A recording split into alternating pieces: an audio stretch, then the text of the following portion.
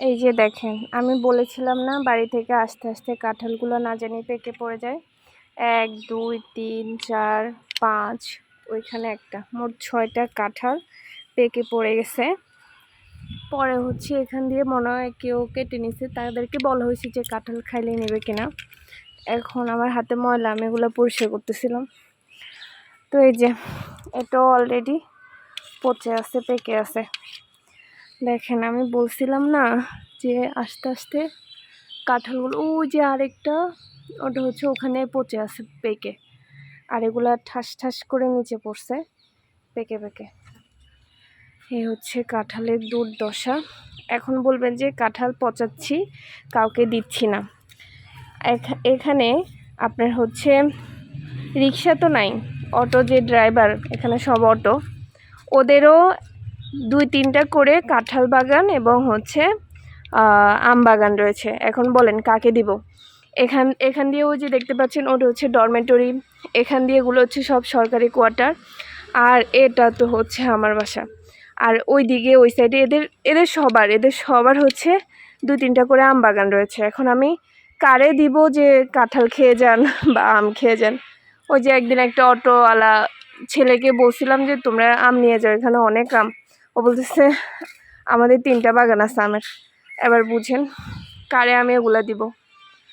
এখন একটা কথা চিন্তা করছি যে মন্দিরে দিয়ে দিব, চিন্তা করতেছি রথের দিন।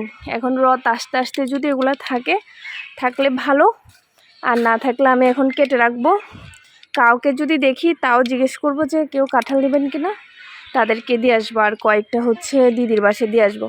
ওদেরকেও বা কয়টা দিব? একসাথে যদি সব কাঁঠাল পেকে যায়, ওরা তো সব খেয়েও শেষ করতে পারবে না।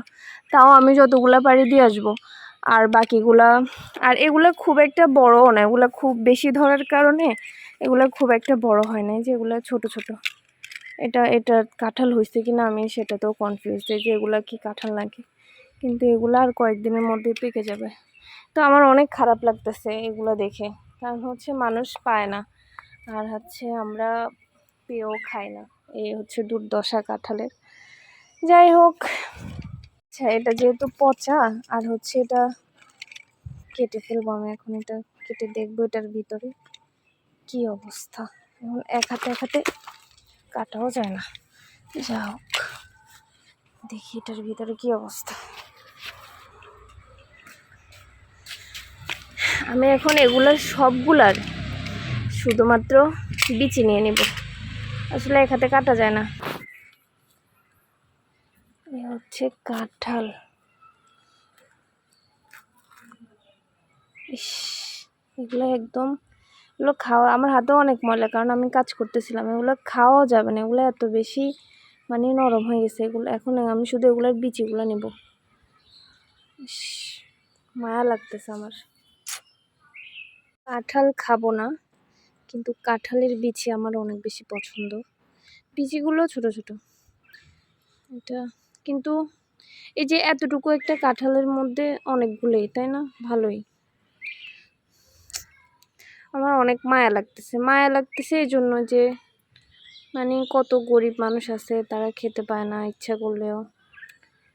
আসলে আমার কিছু করার নেই, সত্যি কথা। আমি খাবার অপচয় করা একদমই পছন্দ করি না, কিন্তু আমি এখন হচ্ছে যে ওগুলা নষ্ট করতেছে, কি করব? এভাবে পড়ে থাকলেও তো আমি বিচিগুলো হচ্ছে যে মানে কাঁঠালের যে বিচি, এগুলো হচ্ছে পাবো না। তো তার চেয়েও ভালো অন্তত কিছু একটা কাজে লাগাই।